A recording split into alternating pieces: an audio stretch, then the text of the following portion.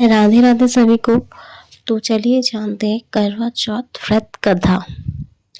श्री गणेशाय नमः। एक साहूकार के 7 लड़के और एक लड़की थी।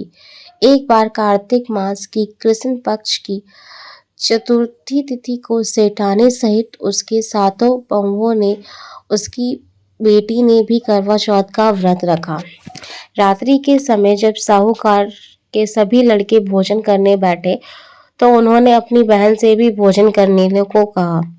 इसी पर बहन ने भाई से कहा, अभी चांद नहीं निकला है, चांद के निकलने पर उसे अर्घ देकर मैं आज भोजन करूंगी। साहूकार के बेटे अपने बहन से बहुत प्रेम करते थे। उन्होंने अपनी बहन को भूख से व्याकुल होकर चेहरा देखा, जिससे वो बहुत दुख हुआ। साहूकार के बेटे ने नगर के बाहर चले गए और वहां एक पेड़ पर चढ़कर अग्नि जला दी। घर वापस आकर उन्होंने अपनी बहन से कहा, देखो बहन, चांद निकल आया है, अब तुम अर्घ देकर भोजन कर लो।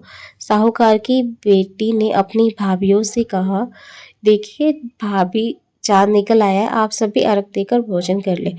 तब उनकी भाभीियों ने कहा कि तुम्हारे भैया ने तुम्हें से झूठ कहा है, ये जो चांद दिख रहा है ये धोखे से उन्होंने अग्नि जलाकर उसे चांद का रूप देकर तुम्हें दिखा रहे हैं। साहूकार की बेटी ने अपनी भाभीियों की बात को अनसुनी कर भाइयों द्वारा दिखाए गए चांद को अर्घ देकर भोजन कर लिया। इसी प्रकार करवा चौथ का व्रत भंग करने के कारण विधान हेतु भगवान श्री गणेश साहूकार की बेटी से अप्रसन्न हो गए। गणेश जी ने अप्रसन्नता के कारण उस लड़की का पति बीमार पड़ गया और घर में बचा हुआ सारा उसकी जितनी भी आमदनी धन थी सारी उसकी बीमारी में लग गई। साहूकार की बेटी जब अपने किए गए दोष का पता लगा तो उसे बहुत पछतावा हुआ। उसने गणेश जी से क्षमा प्रार्थना की।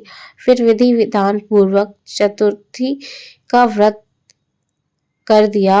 उसने उपस्थित सभी लोगों से श्रद्धा अनुसार आदर किया और तुरंत उनसे आशीर्वाद ग्रहण किया।